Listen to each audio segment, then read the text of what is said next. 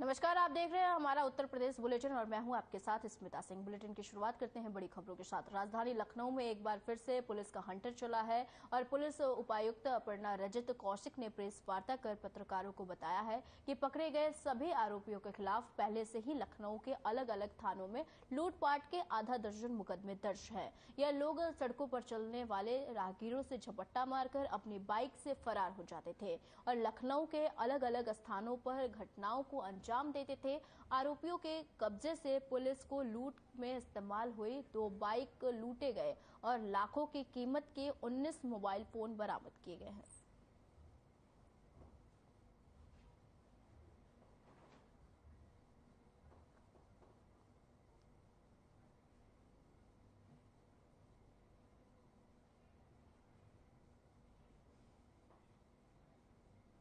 अच्छा gang workout किया गया है और इसमें 6 शातिर मोबाइल स्नैचर्स गिरफ्तार किए गए हैं और इसमें 19 मोबाइल जो हैं वो बरामद किए गए हैं। सभी मोबाइल्स की डिटेल्स लेके उनको लिंक पुलिस द्वारा विवेचना के दौरान किया जा रहा है। इसमें वो लोग भी शामिल हैं जो इन लोगों के साथ में जो स्नैचिंग करते थे, उसके उपरांत इनसे मोबाइल फोन्स खरीदते थे।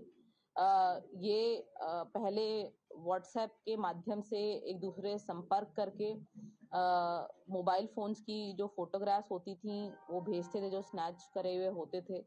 उसके बाद उनका रेट जो है वो आपस में फिक्स करते थे और फिर संगठित रूप से इन मोबाइल फोन्स को बेचते थे।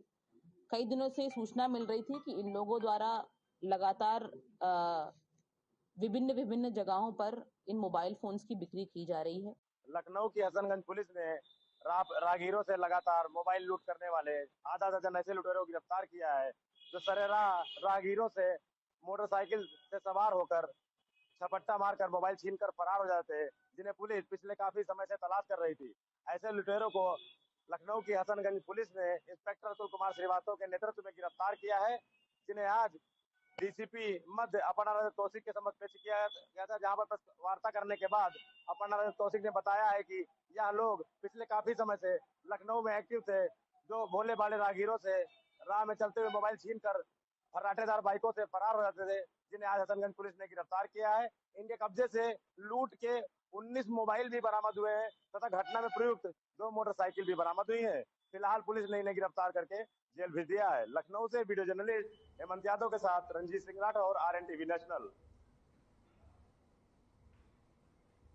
लखनऊ में एडीएम अजय कुमार और एसडीएम संतबीर सिंह की अध्यक्षता में मलिहाबाद तहसील में जनता की समस्याएं सुनी गई और समाधान दिवस में कुल 63 शिकायतें आई, जिनमें मौके पर 12 शिकायत पत्रों का त्वरित निस्तारण किया गया। बाकी बचे 51 समस्याओं का जल्द से जल्द निस्तारण करने के लिए संबंधित अधिकारियों को निर्देशित किया गया है। वहीं तहसील दिवस में शिकायत लेकर पहुंचे बेलगढ़ा निवासी मोहन लाल ने बिजली मीटर बदलने वाले विभाग पर गंभीर आरोप लगाए। मीटर बिल्कुल सही काम कर रहा था और हर महीने बिल भी निकल रहा था। उसके बावजूद भी बिजली विभाग के कर्मचारी ने जबरदस्ती घर आकर मीटर को खराब बताकर मीटर को उखाड़ दिया। उसकी जगह पर नया बिजली मीटर लगा दिया और 700 रुपए भी ले लिया। और जब उसने बिल की रसीद मांगे तो उससे बिजली कर्मचारी ने कहा कि अगर तुम्हें रसीद चाहिए तो 2000 रुपए जमा करो, तो नहीं तो रसीद नहीं मिलेगी।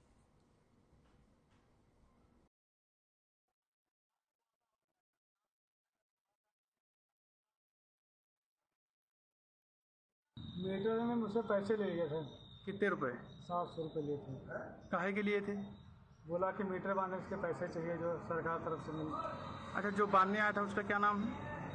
उसका नाम राजेश है। अच्छा, जो कनेक्शन है आपका वो किसके नाम है? वो पापा का नाम है। क्या नाम पापा का? मोहन लाल। तो उसकी कोई रसीद वगैरह आपको दिए? नहीं, कुछ नहीं दे गए थे। कुछ नहीं दे गए? तो आपने रसीद उससे कहा नहीं? कहा था, बोले कि जब आगे पैसे और दे दोगे तो हम देंगे रसीद। कितने रुपए और मांग रहे थे? अरे कह रहे थे 2000 तक। 2000 रुपए।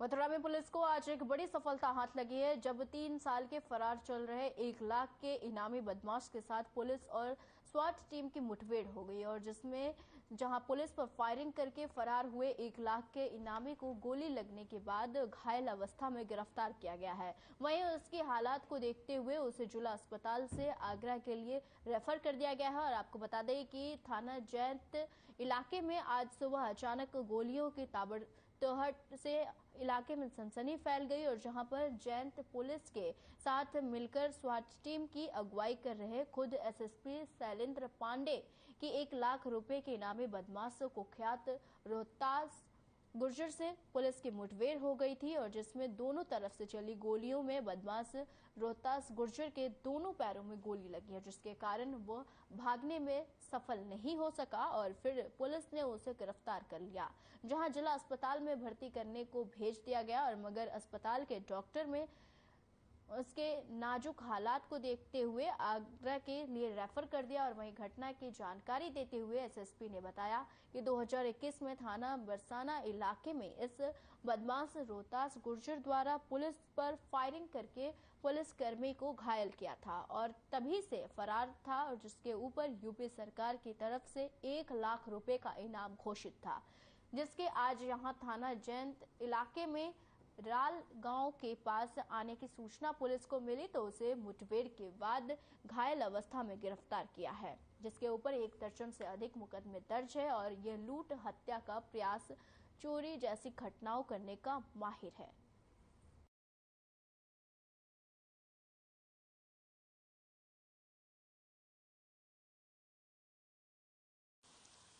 आज थाना जैत क्षेत्र में राल तथा नंगला नेता रोड पे थाना जैत पुलिस और रिवॉर्डेड क्रिमिनल के लिए स्पेशल टीम मेरे द्वारा गठित की गई थी। उस टीम की 1 लाख इनामी रोहतास गुजर के साथ मुठभेड़ हुई है। मुठभेड़ में रोहतास गुजर घायल हुआ है, उसके पैरों में गोली लगी है और उसे अस्पताल भेजा गया है। ये वर्ष 2021 से वांछित चल रहा था। 2021 में इसने थाना बरसाना क्षेत्र में पुलिस टीम पे फायरिंग की थी, जिसमें 1 पुलिसकर्मी घायल भी हुआ था।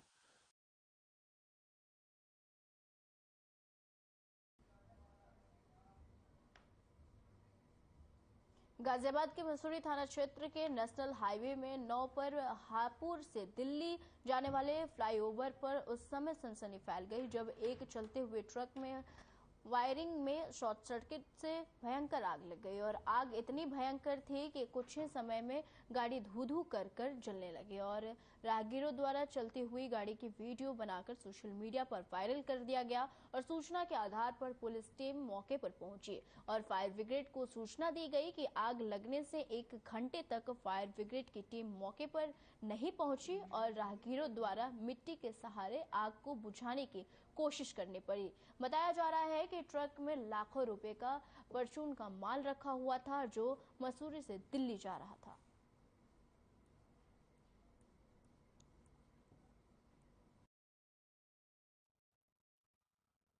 गाड़ी में साबुन लोड है। कहाँ ले जा रहे थे? यहाँ दिल्ली पड़पड़गंज। गाड़ी में कोई और था आपके कोई साथ? नहीं, अकेले था।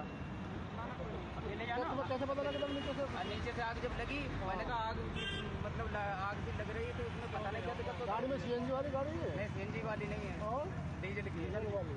और जो मेरे पास फायर सिलेंडर थे वो मैंने चला दिए। चलाने के बाद मैंने कहा क्या नाम है आपको? सत्यपाल। कहाँ के रहने वाले हो? 15 फैजानपुर।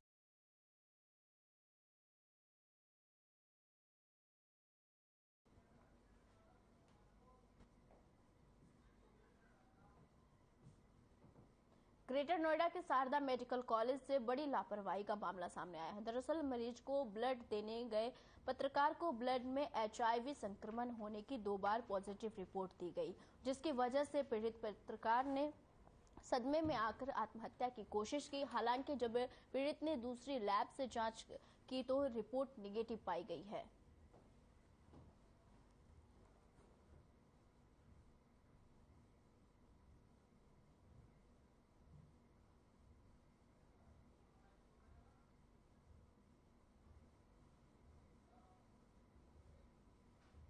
हमीरपुर पुलिस ने वाहन चेकिंग के दौरान बाइक चोर गिरोह के 5 सदस्यों को घर धर दबोचा है और मौके से 8 बाइकें बरामद की है। बता दें कि आरोपी बाइक चोरी कर मध्य प्रदेश में बेच देते थे और बाइक चोर गिरोह पिछले काफी समय से बाइक चोरी का काम कर रहे थे और पकड़े गए अभियुक्तों के खिलाफ गंभीर धाराओं में मुकदमा दर्ज है।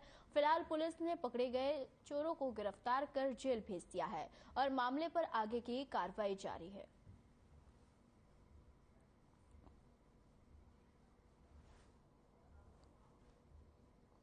आज रात्रि यानी 19/20 की रात में राठ में अपराधियों के विरुद्ध चेकिंग के अभियान चल रहा था। ये लोग वहां चेक कर रहे थे तो 3 मोटरसाइकिलें आती हुई दिखी, जिनको रोकने का प्रयास किया गया तो भागने लगे और उनको पकड़ा गया। तो उनके पास से 3 मोटरसाइकिलें बरामद हुई और इसमें 5 व्यक्ति पकड़े गए हैं अपराधी।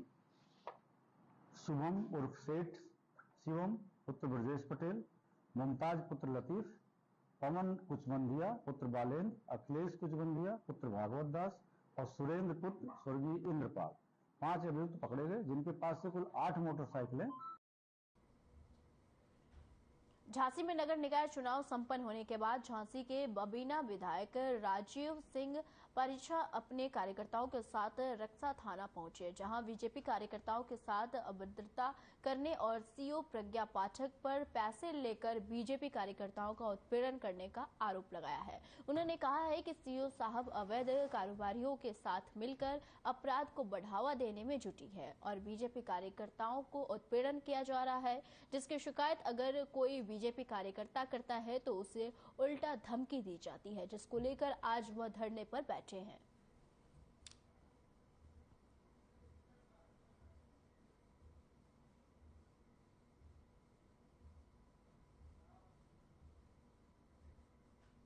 सोनभद्र के नगवा ब्लॉक पर 2 बाइकों की आमने सामने टक्कर हो गई और बता दें कि हादसे में 2 लोगों की मौत हो गई है और 3 लोग गंभीर रूप से घायल हो गए और घायलों के सीएचसी अस्पताल में भर्ती कराने के बाद कुछ लोगों को रेफर कर दिया गया है।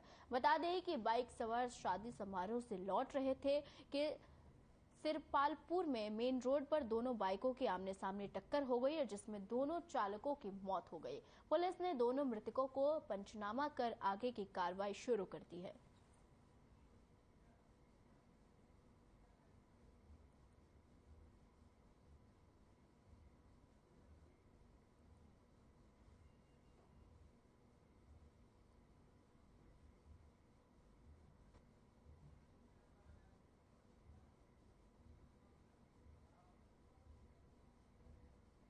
सोनभद्र के रावट संगत क्षेत्र के चुर्क रामलीला मैदान के पास एक विधवा महिला ने 6 वर्ष से कठिन परिश्रम कर पैसा इकट्ठा किया और उसी पैसे से और कुछ लोगों के सहयोग से 2 वर्ष में शिव मंदिर का निर्माण कार्य पूरा कराया और इस दौरान महादेव के शिवलिंग के प्राण प्रतिष्ठान और रुद्र महायज्ञ और विशाल भंडारे आयोजन किया गया।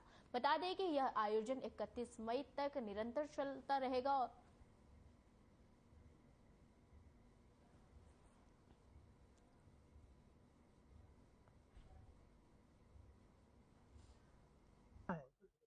मेरी बहन की स्थिति को देखते हुए हमने पूरा कोशिश किया है कि इस बहन का बहुत सुंदर से सुंदर मंदिर का निर्माण हो और भव्य तरीके से इसका प्राण प्रतिष्ठा और रुद्र महायज्ञ भी हो। हम 2012-13 से मैंने पहले मेरा ही सहयोग रहा और इसकी परिस्थिति को देखते हुए इन्होंने जो बताई अपनी समस्या और समस्या को मैंने सुनकर और इसका पहले हम मददगार बने और अपना बहन माने और बहन मानकर मैं इसका सहयोग उस समय मैंने किया। बीच में 6 साल मैंने चला गया यहाँ से रावटगंज, ये भी पता चला कि अब यहाँ लोग नहीं रहती हैं। बाहर जाकर इन्होंने जाकर किसी के यहाँ बर्तन का धोने का काम करती थी। जब 6 साल के बाद हमने पता किया और फिर उस बहन को मैंने बुलवाया हम कि तुम्हारा मंदिर बनेगा, अब तुम अपने घर की तरफ चलो। तो फिर पुनः आकर उन्होंने निर्माण कराया और इतना सुंदर मंदिर बनकर तैयार हुआ। करने का आपके लिए मन में कब से मन लगा कि हम मंदिर का निर्माण करेंगे? मन 2 साल से लगा सर। मेरा पति मर गए, पति की तमन्ना था कि करने के लिए, पति के हार्ट क्रिक हो गया, वो नहीं कर पाए। मेरा दिल था बर्तन मांज के उनको पूरा किए। मेरे भैया मिल गए, त्यागी भैया, उनको साथ दिए, मेरा साथ दे दिए। देखिए प्रभु, जब हमने सारे वेदों को पढ़ा, यजुर्वेद, श्याम वेद, अथर्ववेद, ऋग्वेद, गीता, भागवत सब पढ़ा तो उसमें यही मिला कि परहित के समान संसार में कुछ नहीं है, नर सेवा नारायण सेवा। तो इस भाव से मान करके हम उनके चरणों में अपना विचार रखते हुए आज जो ये समाज के द्वारा ही भिखारी बाबा, एक नहीं हजारों गरीब कन्याओं का जो विवाह हुआ, आज 14 साल से अपने कुटिया पर निरंतर भंडारा राम धुन चल रहा है। और भारत का कोई ऐसा संत नहीं अयोध्या से लेकर उज्जैन से लेकर के कि जो उस कुटिया पर न आए हों। तो ये सब तो भोले बाबा की कृपा है, जो आज सारे संतों के आशीर्वाद से इस पूरे भारत में जगह जगह पर धार्मिक कार्य, सनातन धर्म की रक्षा के लिए, राष्ट्र निर्माण के लिए ये भिखारी बाबा जा जा करके लोगों को बताता है और कार्य करने के लिए तत्पर रहता है।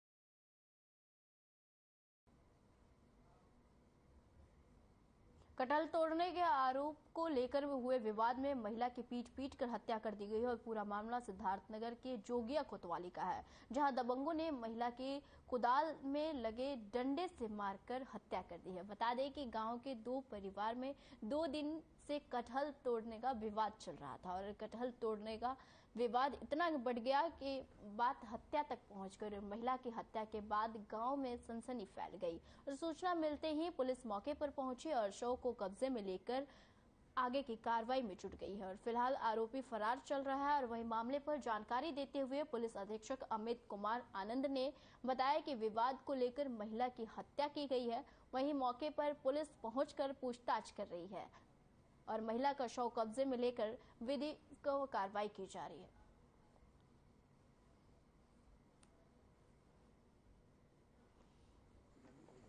गांव में एक टेम्पो आया था, हमारी मम्मी भेली जाने गई थी। गांव में बंदर आए थे, कटहर का पेड़ था, बंदर 3 कटहर तोड़ के नीचे गिरा दिए। उस घर के लोग कह रहे हैं कि कटहर तुम्ही टूरी हो, बरसाती, तौलन, किसलौती, गोलकी और दिनेश, चितराम सभी लोग मिलकर कह रहे हैं। कल से झगड़ा हो रहा, आज भी हो रहा है। सुबह से सभी लोग मारे थे, पुलिस आए हैं, पुलिस चले गए, फिर वो लोग दोबारा घर से निकल के आए हैं। हमारी मम्मी बहन को ठेका मार के मुंह छितरा दिए हैं। ये थाना जोगिया उदयपुर में गुना गांव में एक 45 वर्षीय महिला की हत्या कर दी गई है। इसमें गांव में ही आपसी विवाद को लेके इसमें जो विपक्षियों द्वारा इसके सर पे वार किया गया, जिससे इसका मृत्यु हुआ है। मौके पे पुलिस टीम आ गई है, साथ में फील्ड यूनिट भी है और जानकारी प्राप्त की जा रही है। इसमें शीघ्र ही जितने भी इसमें अभियुक्त है उनकी गिरफ्तारी कर कठोरतम कार्रवाई की जाएगी। 2000 के नोटबंदी पर जब गाजियाबाद के स्थानीय सांसद और केंद्रीय राज्य मंत्री वीके सिंह से पूछा गया तो वो इस सवाल पर भड़क गए और उन्होंने कहा 2 साल पहले ही मोदी ने यह घोषणा कर दी थी कि बड़े नोट बंद होंगे, तब आपने सुना क्यों नहीं। उन्होंने यह भी कहा कि 2012-2013 से हर आदमी इस बात को कह रहा है कि बड़ा नोट बंद होने से भ्रष्टाचार खत्म होगा। साथ ही उन्होंने डरा भी दिया और उन्होंने कहा कि सरकार ने आपको समय दिया है नोट जमा करने का, उसके बाद आपसे पूछा जाएगा। आपको बता दें कि इससे पहले भी एक बार नोटबंदी में लंबी लंबी लाइनें लगी थी। अब 2000 का नोट बंद करने के बाद जनता सोच में पड़ गई है। वहीं नेताओं के ऐसे बयान उनसे डरा हुआ है।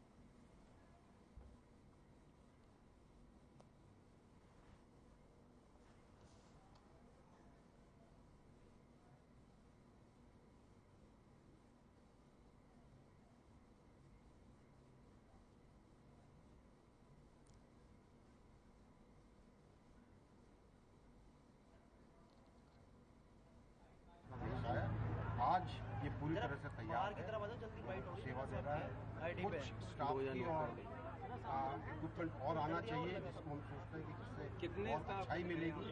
आपको मोदी जी ने 2 साल पहले बोला था, अब आपने सुना नहीं 2 साल पहले, तो फायदा क्या होगा? 2 साल पहले आपको बोला था ना कि बड़े नोट हैं वो चले जाएंगे, छोटे नोट आ जाएंगे। और ये बात अगर आप 2012-2013 में जाएं तो जितने भी अर्थ क्रांति वाले थे या आर्थिक नीति वाले थे, वो यही कहते कि बड़ा नोट निकाल दोगे तो भ्रष्टाचार कम होगा।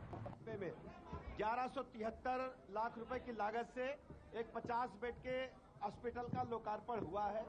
मैं इस अवसर पर लोनी की आम जनता का बहुत बहुत शुभकामनाएं देता हूं, उनको बधाइयां देता हूं और भरोसा दिलाता हूं कि हमारी सरकार लगातार पूरे प्रदेश के लोगों को उच्च कोटि की चिकित्सा व्यवस्था देने के लिए संकल्प है और इसके लिए मैं विशेष रूप से आभार प्रकट करूंगा हमारे माननीय सांसद जनरल वीके सिंह साहब का, माननीय विधायक हमारे नंदकिशोर गुर्जर साहब का। दोनों लोगों ने बहुत मेहनत लखनऊ जाकर के की।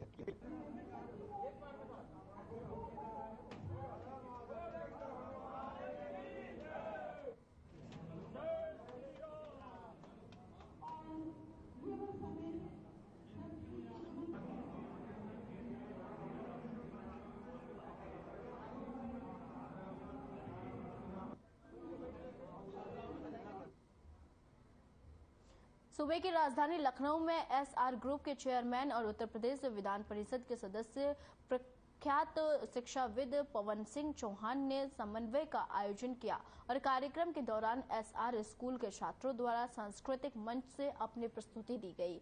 वहीं विशिष्ट अतिथि के तौर पर उप मुख्यमंत्री ब्रजेश पाठक समेत कई मंत्री मौजूद रहे।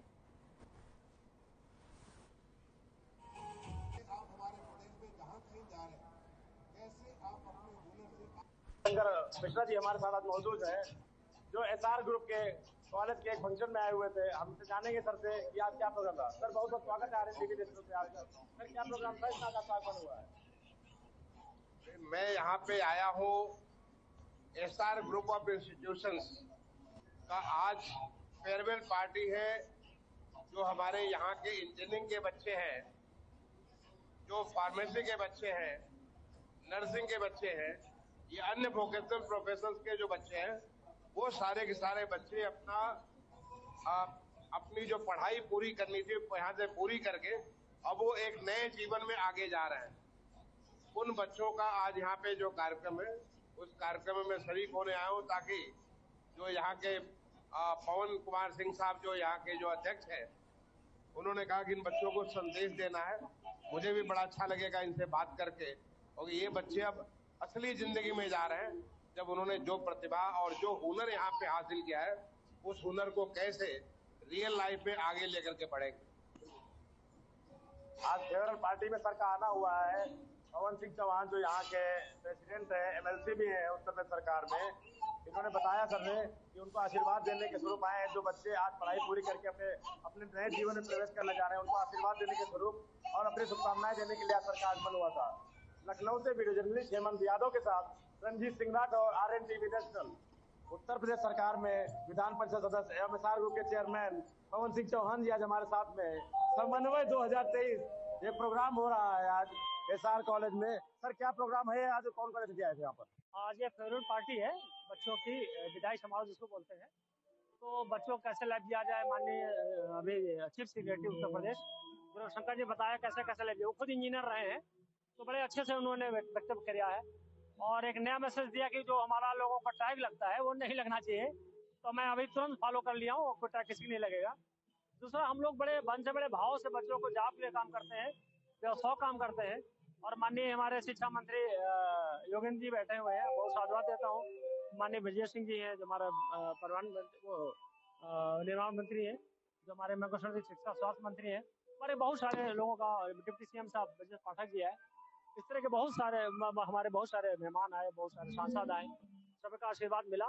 और बच्चे मुझको लगता है कि इतना आशीर्वाद मिला है तो अपने जीवन बड़ा जरूर करेंगे, श्योर करेंगे।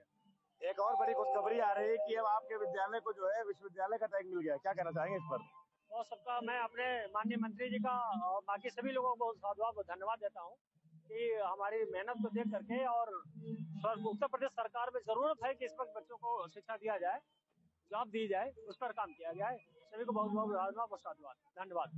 पवन सिंह जी लगातार शिक्षा के क्षेत्र में विगत 1-2 दशक से लगातार काम कर रहे हैं और इनके एसआर विद्यालय को अब विश्वविद्यालय की मान्यता मिल गई है। ये लखनऊ वासियों के लिए भी एक बहुत बड़ी उपलब्धि है और पवन सिंह जी के लिए भी और इनके पूरे विश्वविद्यालय परिवार के लिए भी एक बड़ी उपलब्धि है। लखनऊ से वीडियो जर्नलिस्ट हेमंत यादव के साथ रणजीत सिंह राठौर। इस बुलेटिन में फिलहाल के लिए इतना ही। मुझे दीजिए इजाजत। नमस्कार।